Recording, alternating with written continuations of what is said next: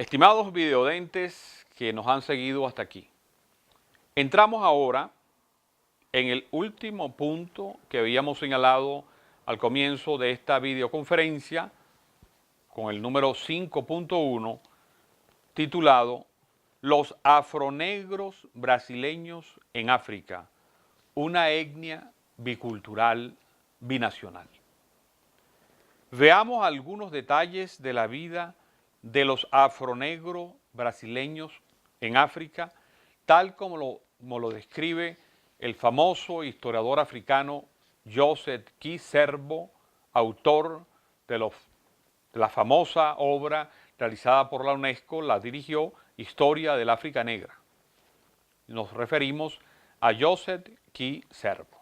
Citamos: los negros y mulatos que pudieron volver a África como si hubiesen sido restituidos al continente negro por la resaca del tráfico negrero, van a jugar un papel social de importancia que no guarda proporción con el porcentaje formado por su número en el resto de la población.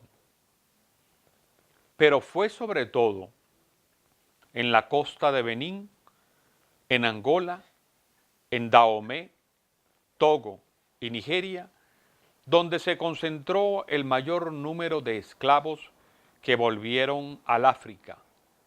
Aquí, los afrobrasileños entraron en un proceso de integración socioeconómica y política, dotados además de gran originalidad cultural. Cierro comillas. Los afrobrasileños recibirán donaciones de tierra en Dahomey y en Lagos en Nigeria, y lo que para algunos puede resultar paradójico, estos negros libres brasileños que habían sido esclavos en Brasil, al llegar a Nigeria, también se dedicarán a la trata de esclavos y al tráfico del aceite de palma. Es decir, aquellos que fueron en su momento víctimas de la trata de esclavos obtienen su libertad y se dedican también a esclavizar a otros africanos negros. Los afrobrasileños fueron instalados a la africana, gracias a las concesiones de tierras donadas por Adán Dosán y Gueso en Dahomey y por Kosoko en Lagos. Muchos de ellos se lanzan rápidamente y con gran actividad a la trata de esclavos, de la que acaban de escapar, y más tarde al tráfico de aceite de palma. Para ello, recibieron de los monarcas de Abomey el monopolio del papel de intermediarios. Quiservo. Adicionalmente, los negros brasileiros serán incorporados a la élite dominante en Nigeria. Los reyes les ofrecieron asimismo mujeres e incluso princesas, además de ciertos privilegios de orden político, como el derecho a portar la gran sombrilla, el asiento de honor y el tan-tan de las Amazonas. Esta nueva etnia de brasileiros en Nigeria contribuirá notablemente al mantenimiento de las religiones africanas en Brasil, especialmente en Bahía, debido al continuo intercambio de antiguos rituales africanos hacia América, intercambiados por elementos de la cocina brasilera hacia África, una perfecta transculturación. Los afrobrasileros, muchos de los cuales tuvieron éxito en la industria artesanal y como técnicos o encargados se lanzaban con frecuencia al tráfico atlántico con el mismo resultado. João da Rocha, de Lagos llevaba a cabo el comercio entre esta última ciudad y la de Bahía, en Brasil, transportando a ultramar las imágenes y objetos de culto exigidos para los rituales de los dioses Yoruba del Brasil, y de vuelta traía productos y condimentos americanos pedidos por los afro-brasileros para su cocina. El brasileiro João de Rocha obtendrá tanta fortuna por este comercio que su apellido será sinónimo de muy rico en Nigeria. Se convertirá en adjetivo con la misma función que el de mantuanos en Venezuela. Su fortuna aumentó de tal modo que Da Rocha llegó a significar en Lagos un nombre común que significaba riquísimo. Otros brasileiros, como Martillo, participarán en el comercio atlántico intercambiando plantas y frutos comestibles. Otros se especializaron en la promoción agrícola, como un tal Domingos José Martiño, que traerá a América todo tipo de plantas, mandioca, caño de azúcar, naranjos, piñas y papayas, y cuyos huertos se hicieron célebres en la costa africana, Quiservo. Se trasplantarán a África las técnicas agrícolas y artesanales de procesamiento de la caña de azúcar aprendidas en Brasil por los ahora ex-esclavos.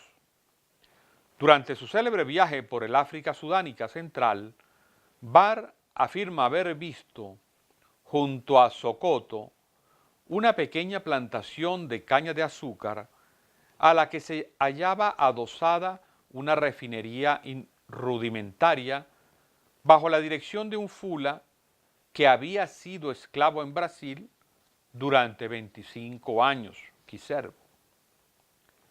Los brasileiros terminarán conformando una etnia bicultural binacional en África con su propia lengua y dialecto, su arquitectura brasileñizada, sus hamacas, cigarros, ron y vestuario que acentuaban la presencia de su etnónimo.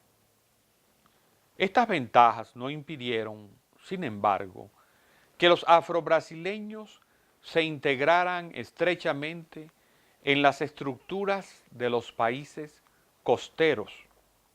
Es cierto que poseían sus características, su propio modo de vida, que revelaba una gran originalidad cultural, cuyo elemento principal era la lengua. Si el patio ibérico no era más que una versión del patio africano, las casas con balcones y columnas, las puertas y rejas de hierro forjado, los relieves de leones, elefantes y perros heráldicos, el uso del ron, de cigarros, de hamacas y de batas, todo ello identificaba a los afro-brasileños.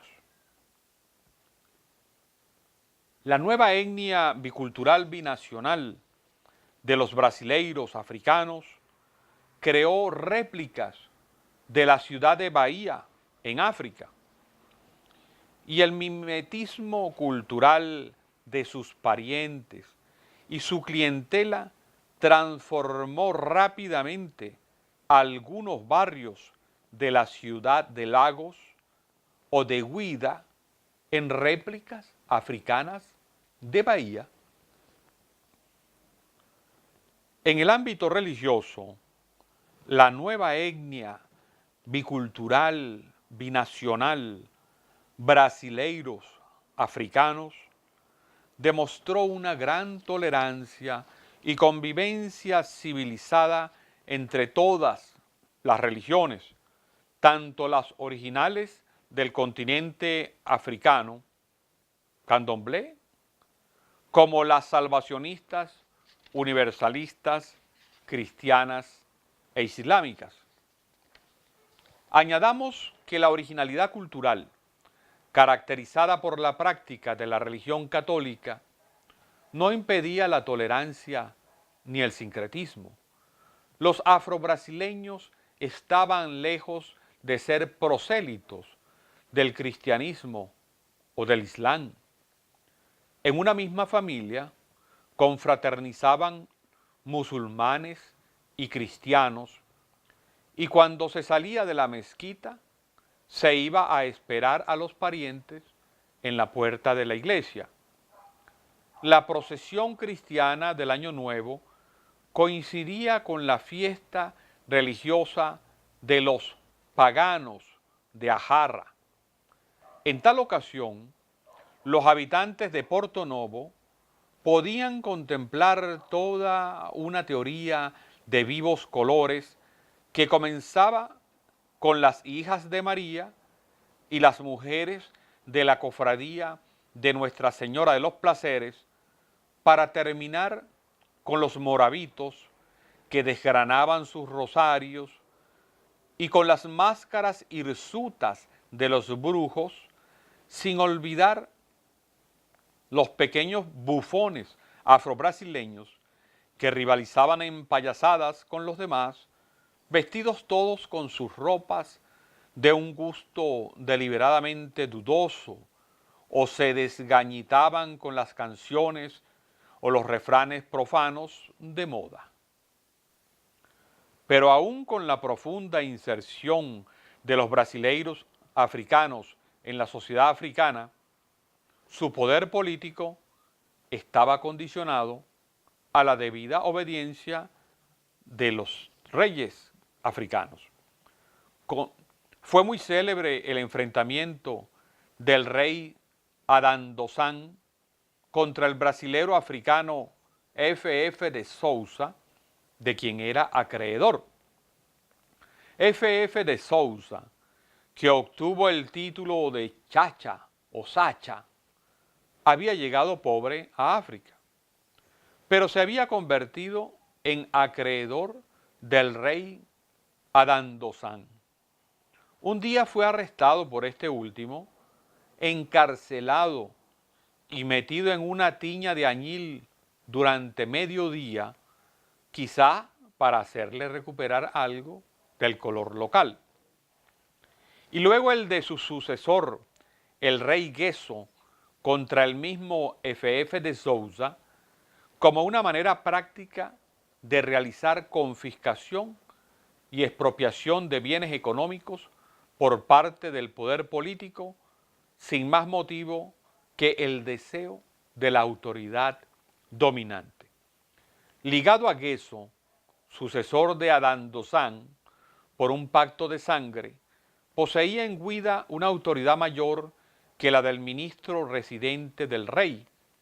El Yebogan Gesso, inquieto por su poder, no dudará en retirarle el monopolio comercial y en imponerle fuertes multas.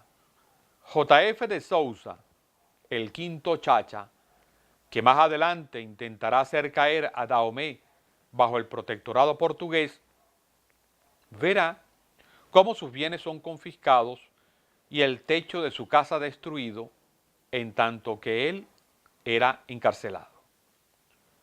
Los reyes africanos lograron controlar a través de onerosos impuestos y leyes sobre la herencia que favorecían al jefe político en detrimento de los familiares de los brasileros africanos, las posibilidades del crecimiento de las fortunas económicas de los americanos.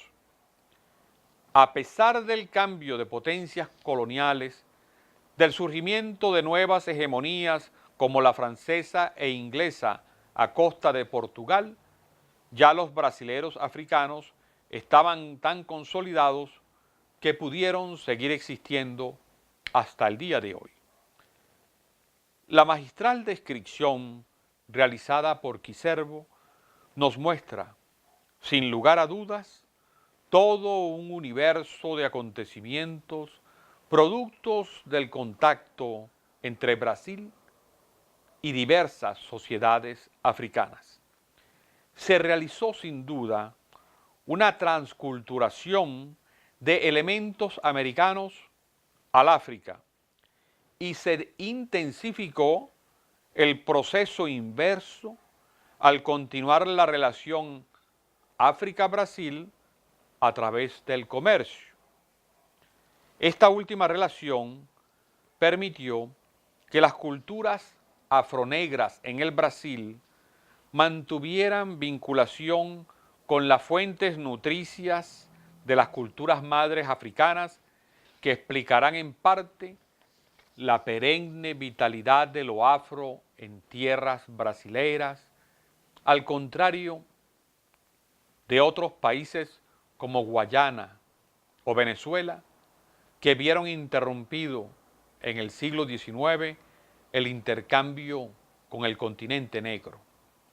En Venezuela, a diferencia de Brasil y las Antillas, que permanecerán vinculadas a África durante el siglo XIX, recibiendo la savia cultural y racial, el negro se hará criollo, no africano, lo que pudiera explicar, entre otras cosas, por qué no sobrevivieron las lenguas africanas en Venezuela, limitándose a africanizar modalidades regionales del castellano en el país, igual a lo sucedido en el ámbito religioso.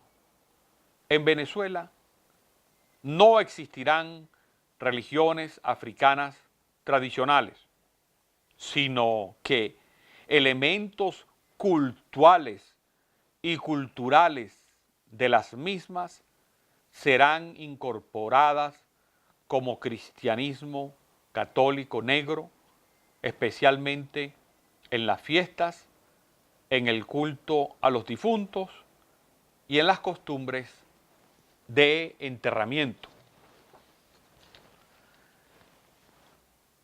A manera de conclusión, queremos nuevamente dejar sentado que este trabajo persigue tan solo un ejercicio de comparación intra-América Latina entre la América española y la América portuguesa, que pueda servir solo para fines divulgativos, pues tamaña temática es imposible tratarla con un mínimo de profundidad en los estrechos límites de esta videoconferencia. Aspiramos a dejar planteadas muchas preguntas y ninguna respuesta acerca de la diversidad que puede arrojar la comparación entre la América hispana y la América portuguesa, Brasil. Y seguimos pensando que son necesarios este tipo de intentos como pequeñas contribuciones a la conformación de una poderosa América Latina la Grande en el siglo XXI, que solo será posible si se reconoce la existencia de 4 maneras de ser América Latina, que deberían conscientemente coincidir en una doble pertenencia: Latinoamérica hispana, Latinoamérica portuguesa, Latinoamérica francesa y Latinoamérica de los Estados Unidos. Con esto, llegamos al final de nuestro informe de investigación sobre el tema de América Latina en 2, América hispana y América portuguesa, un ejercicio comparativo intra-latinoamericano. Les damos nuestro más efusivo agradecimiento por habernos acompañado hasta aquí. Nos veremos en una próxima videoconferencia. Hasta luego, estimados videodentes.